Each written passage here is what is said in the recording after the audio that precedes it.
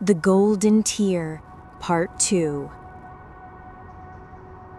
In Part 1, Radagast secretly receives a parchment from the ruins of Barad-dûr, written by Sauron himself. In it, Sauron recalls forging the One Ring and the unexpected creation of a single droplet of gold, the Golden Tear. Unlike the ring, it held remnants of his former nobility, which he despised yet could not destroy. Hidden away, the tear became his secret safeguard, a vessel that might preserve him should the ring fall. Radagast trembles at the revelation, fearing Sauron's end may not have been final. Radagast continues reading the notes that somehow survived from Sauron's final scroll. Fragmentary and feverish, they were written in the Dark Lord's last frenzy of arrogance, capturing the moments just before his fall. The words drip with cold contempt and unshakable certainty. To Sauron, the war was already won. He looks upon Frodo and Samwise, exhausted, near death in Mordor, and dismisses their quest as hopeless, nothing more than a final, meaningless act of despair. His spectral, all-seeing gaze turns to the Black Gate, where his legions grind down the last defenses of the free peoples. The tone is triumphant, almost exultant, as though victory is already in his grasp. Then, abruptly, the writing breaks off mid-sentence. A blot of ink spreads across the parchment, sudden and final, as if the writer's hand had dissolved into nothingness. Radagast realizes this must mark the very instant the One Ring was destroyed. The sudden silence, the thought unfinished, speaks more loudly than 1,000 words. Radagast straightens his robes, his voice solemn, as if reciting from an ancient record. Yes, I remember it well. I stood at the Black Gate in the company of the king, Aragorn Elessar, though I bore no sword. I was but his scribe, his chronicler of those final days, entrusted to set down words that might outlast the shadow. My service had scarcely begun, mere days beneath his banner, yet fate placed my eyes upon the ending of an age. He pauses, his tone rising, as if the memory itself darkens the air. I beheld Gandalf the White, steadfast as the mountain, when he parleyed with the voice of Sauron. I heard that voice, honeyed with lies, sharpened with cruelty, ring across the plain, and I saw how even the stoutest hearts trembled at its poison. And then I saw the tower itself, Barad-dûr, black spine of the enemy, shudder and crack. Stone split, fire roared, and the dark crown of the world collapsed into ruin. The parchment quivers slightly in his hand. Radagast's voice lowers, almost reverent. Thus fell the fortress of dread, and thus was ended the tyranny of Sauron. The earth shook, the air cried out, and yet from that thunderous ruin arose a silence greater than all noise, the silence of a power unmade. He lays the fragment gently on the table, his fingers lingering over the smeared ink. No, as I hold these last scraps of his writing, and see how his boastful words faltered mid-sentence, drowned in ink and nothingness.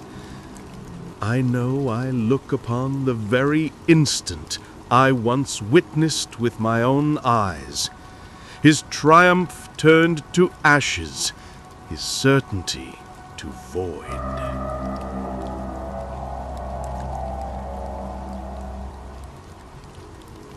So let it be remembered, I, Radagast of Rosgobel, was present at the fall of Barad-dûr, and I have seen both the shadow's voice and its sudden silence. And I set down these words so that the ages to come may know how pride was broken, and how the Dark Lord's ending came, not with thunder alone, but with the stillness of defeat.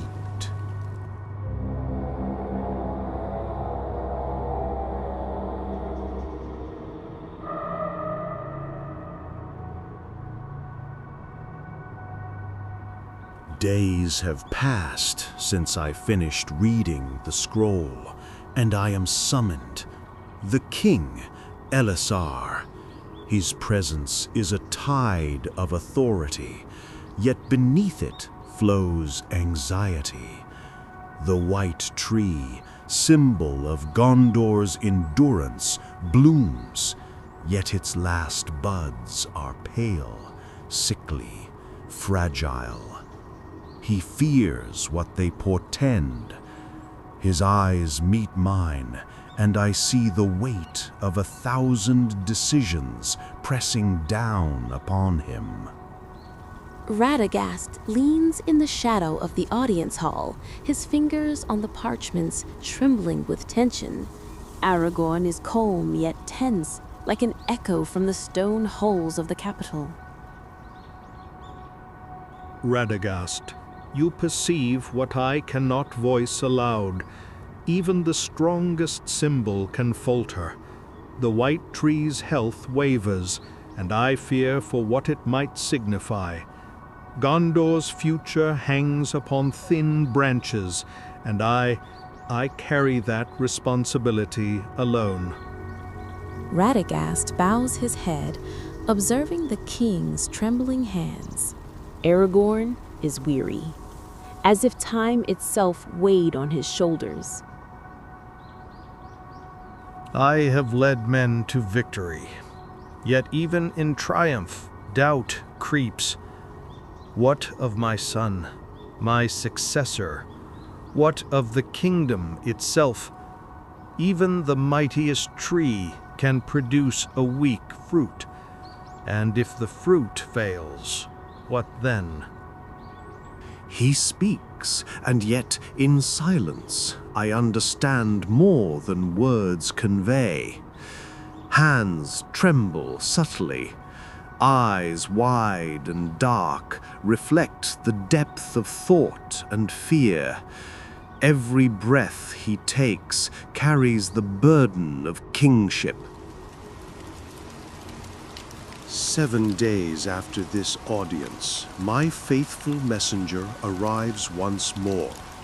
In his hands, a dark stone, its surface smooth yet alive, emitting subtle flickers of light that cast the walls into writhing shadows.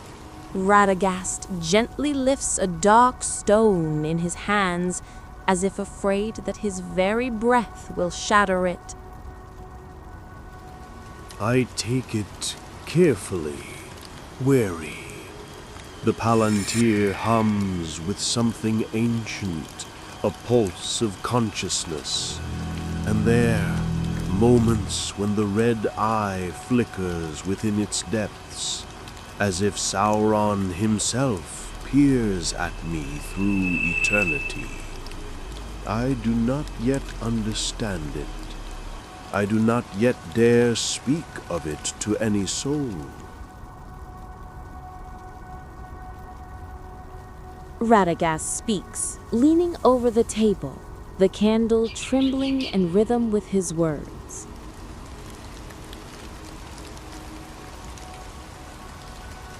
I have no access to his scrolls now, no parchment, no words to guide me, only this stone and the echo of what it contains. The gaze within, it chills me, yet fascinates. I feel the remnants of his malice, his cunning, his relentless will, and I know, deep within me, that this artifact will reveal what words alone cannot. Sauron's voice flickers within the stone. I endure. I endure. Even in shadow, even diminished, I draw near to the tear. Over the next few days, Radagast can't stop thinking about the Palantir. One night, he visits his library, wanting to look, just to look.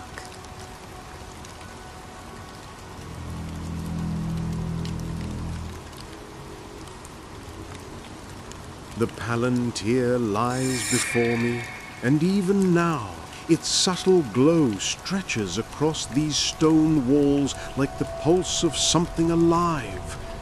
Yet what it reveals surpasses all imagining. The Dark Lord, defeated, toppled from the heights of Barad-dûr, and yet he moves. Through the shifting, trembling light of the Palantir, I see him, a shadow stretched thin, frayed by defeat, yet persistent. The lands lie broken beneath him, plains scarred by fire, mountains blackened and bare. And still he moves, step by step, a whisper of malice woven into each movement. He gathers himself from shadow, smoke, and the remnants of his own terror. Even now, he rises.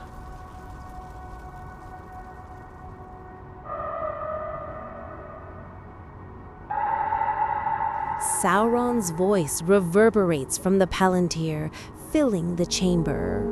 Sentinels standing guard in the courtyard see a faint red glimmer in the library's windows. I wander the wasteland, 40 days and 40 nights, alone, unbroken by sleep, unsheltered from wind or sun. The sky cracks with storms without thunder. Black clouds roll across the horizon like silent witnesses to my desolation. My shadow stretches thin across the sand and stone. Each night the winds lash me. Each day I pull myself forward by sheer will. Yet I endure. I endure. Radagast speaks, his voice hushed, with a slight sigh, as if he is afraid to disturb the silence. 40 days and 40 nights, listener. Imagine it. Alone in the barren wastes of Mordor, stripped of form, of power, of the ring. Yet he persists. Each step a testament to obsession, to the unwillingness of malice to be extinguished. I grip the Palantir tighter. I feel his presence, the slow coalescence of shadow into near corporeal form. Sauron's voice, whispering and drawn out, an echo like wind in empty canyons. Regret clings to me like the dust of the desert. I should have heeded Eonwi's call, should have returned to Aman. Pride, always pride, kept me here. Now only the golden tear calls. Its pulse is a whisper in the endless night, a fragment of my essence that refuses to be consumed, refuses to die. Radagast speaks, leaning over the table, the candle trembling in rhythm with his words. He crawls through sand and jagged rock. The desert resists him. Each step is agony, each breath a battle. And yet I see it even through the Palantir, the pull of the golden teardrop, faint yet undeniable, guiding him like a lodestar through desolation. Sauron's voice is heavy, full of suffering and determination. I see the jagged cliffs before me. The cavern waits, its mouth a dark maw, a wound in the earth. The golden teardrop pulses within, a small light in unyielding darkness. I crawl, sliding across red stone, my shadow stretching and spilling over the barren land. The cavern draws me, whispering promises of reunion, of reclamation. Radagast speaks, holding his breath, as if every sigh could disturb the image in the Palantir. He enters the cavern. Darkness folds around him like a suffocating shroud, yet within, the teardrop glows, a fragment of gold, pulsating faintly, with life and will of its own. He reaches, shadow tendrils stretching, brushing the light, seeking to consume, to dominate. But the tear resists, pulsing brighter, alive. The air trembles. Sauron's voice is harsh and full of tension, and echo as if stones groaned under his power. I press closer. My shadow coils around the teardrop, twisting, striving to envelop, to absorb it. But the light refuses. It pulses, resists, and I feel awe, fear, fascination. Pain lances through me. I am not absolute here. I am confronted with a fragment of what I was, yet separate, incorruptible.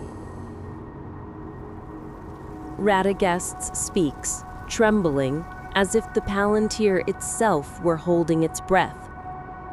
And then something emerges from the chaos. A small, malformed shape, writhing, veins of gold threading through blackened form. The horror of its birth is palpable. The cavern seems to breathe, walls shifting imperceptibly, shadows lengthening, pulsing in rhythm with its heartbeat. I lean closer, hands clutched, mind racing, heart thundering.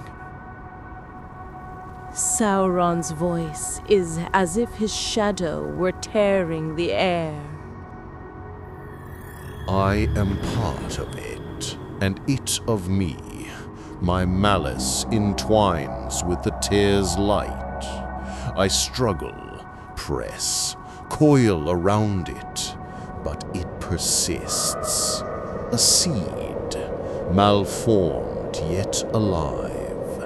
Its pulse is not entirely mine. I recoil, broken, diminished, yet aware of its persistence. Radagast speaks, his voice barely audible, as if the very walls were listening. Its movements are grotesque, yet undeniably alive. Golden veins pulse against the blackened flesh, a rhythm of horror and wonder. I feel the whispers of the Valar, the echoes of the Maiar, drifting through the air, murmuring, guiding, warning, judging. And still, the creature lives. Sauron's voice is heavy, full of suffering and determination. From shadow and gold, a creature is born. I am born again, small, fragile, malformed, yet I endure. Its essence carries fragments of him, of me, of the tear itself. I retreat into the cavern's corner, broken, diminished, yet still present. Radagast speaks with his hands on the palantir, his eyes still in its depths. The candle's shadow dances on the walls. And there he remains, not vanished, not whole, a shadow, a spark, a whisper of what once was. The lava pulses faintly, grotesque yet alive. I leave the palantir, trembling, absorbing the weight of what I have seen. The horror, the wonder, the knowledge, all press upon me. I understand now. The story is not only of victory or defeat, but of endurance, of persistence, of malice and power fractured yet unyielding.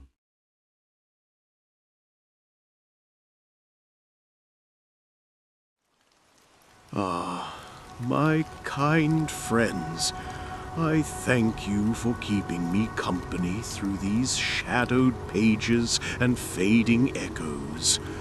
Your presence lightens even the heaviest of tales. Tell me, what do you make of these words, of this hidden tear and the whispers of the Dark Lord? I would be most eager to hear your thoughts. And if your heart longs to walk further with me, do leave a mark of your passing with a like, and bind your name to this company with a subscription, so you may not lose the path when the next chapter is unveiled. Until then, may your road be gentle and your nights free of dark whispers.